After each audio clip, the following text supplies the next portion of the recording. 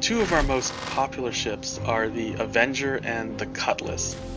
Let's say you're ready to upgrade it, but you're not quite ready for that Cutlass life yet. You still need the cargo, you still need the armaments, but you don't want to look like anybody else while you're doing it. That's where the Nomad comes in. The Nomad is an upgraded starter ship. It has a lot of versatility, it can hold its own in combat, and it holds a decent amount of cargo units. So the Nomad is essentially a pickup truck that's kind of doing the pickup truck thing differently than all the other manufacturers in the game. And it does it in a way where your cargo is completely exposed on the outside and the angles of your ship are completely unique, and it's also unlike any other ship within that manufacturer's line, right? So it's a departure within that manufacturer to just try something very different, both aesthetically and functionally. The Nomad is a solid cargo runner at 24 SCU.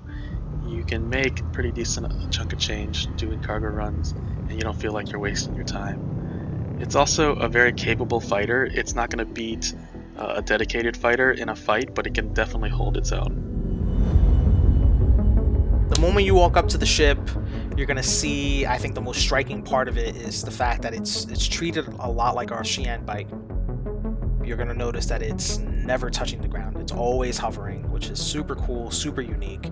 Then you've got this hatch on the side of it, which has this fully articulating ladder that just kind of pops out and presents itself with movements that feel a little bit organic. So it's kind of juxtaposed against sort of the very chiseled look of the ship. You have all these movements that are super smooth. It's got 3 size 3 hardpoints for its weapons. These come with all gimbaled laser repeaters. It's also got 4 size 2 missiles on each wing, so a total of 8 size 2 missiles with custom missile racks. It's got a standard array of countermeasures, both chaff and flares, and it's got 2 main thrusters, 2 retro thrusters, and 12 maneuvering thrusters. In the future, when tractor beam technology comes online, the Nomad will come with 1 standard, and it will be able to use that to pull cargo into its hold. Once you climb in, you're going to be flanked in the left and right by your weapon racks. So you can have 2 rifles, one on either side of you, highlighted in this like really stark red lighting, so you know where the weapons are immediately.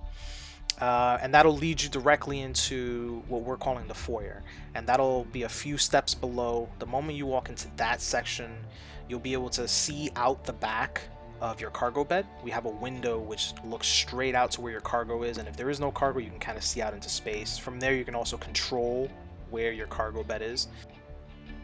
Here you also have access to your power plant component down the right hallway, and you also have access to your locker where you can store whatever you want, and you've got your toilet. Once you make it past the first kind of bulkhead door, you'll walk into the habitation, and here's where you'll be able to do your napping, your TV watching, you'll be able to do your cooking, and we even have sort of an ottoman that slides into the countertop. That way, if it's not in use, you have a lot more space in the area. When it is in use, it'll kind of pop out and present itself to you, and just hop right over, take a seat, whatever, have a meal, pull it straight out of the microwave, whatever you want to do with it. And then moving forward into the ship, that leads you into the cockpit. So once you hop onto that seat and it takes you into your dashboard view, you have a pretty good view from this ship. It's got some struts there that really kind of hold the glass together, but that really feeds into our chiseled look, so they kind of have to be there as a structural element to hold the whole thing together. But the really cool thing about this dashboard is that it's semi wraparound, but it's one giant screen. So there are no physical buttons on this dashboard at all. In addition to that, we've got like a giant glass pane in front of you, which has your HUD and all that stuff. I think it's really cool.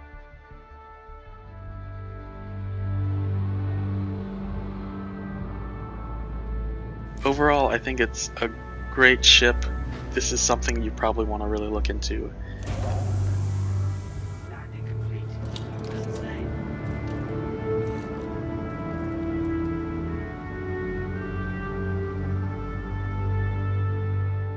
While the US vehicle feature team worked to further develop and expand the idea of what it means to be a ship from Consolidated Outland, The Landing Zone content team worked to develop a new convention center for Microtech that looks to improve upon an already impressive IAE experience.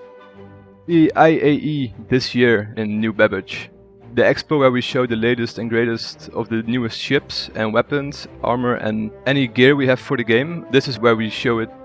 We want the players to feel like this is an event in 2950. I'm an in-game player looking at an expo event rather than something that takes you out of the game. We had the benefit of hindsight, but also the benefit of being able to really plan it from the ground up, so we were able to do things that we weren't able to do before. Something else we've done, and we've actually kind of done it every year or every event, is we kind of swap the artists who work on it out. It enables us to keep it fresh. Obviously I've been the lead on all of them as well, so there is some consistency there. I think it would become kind of stale, you know, if it was the same group every time. We do kind of learn what we've done in the past, learn what worked, learn what didn't work, and try and improve every time.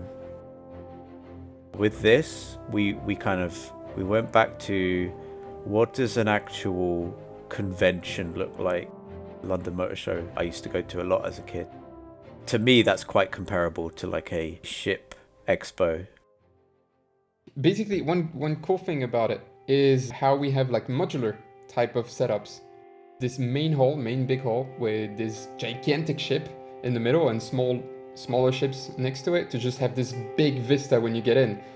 We have these side halls to expand if we have more halls that we want to present, and that's the big difference.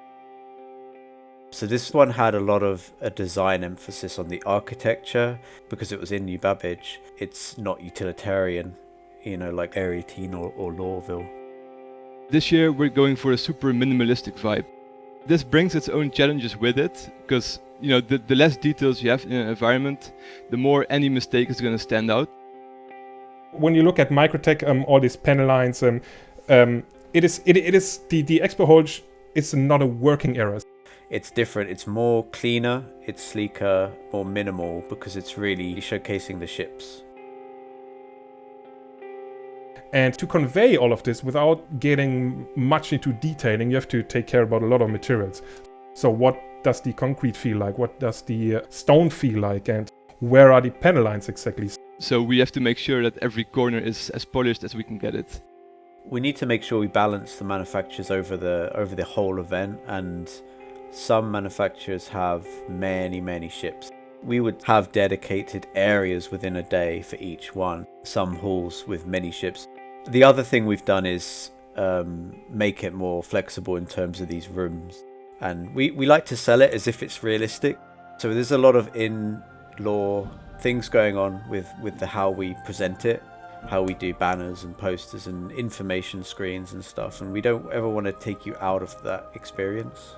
Just to really appreciate the beauty of design of like I said, the emphasis of the ships and the architecture of the space as well, and all the things that come together with these events. Like, we wanted to make it just gorgeous to look at and walk around. So what did we learn this week? Well, we learned that Nomad is the latest offering from Consolidated Outland for those who want maybe just a little bit more from their starter ships. That space pickup truck is now a thing, and that you can see the Nomad and a whole host of other ships on display at this year's Intergalactic Aerospace Expo on Microtech. For Inside Star Citizen, I'm Jared Huckabee, and we'll see you next week.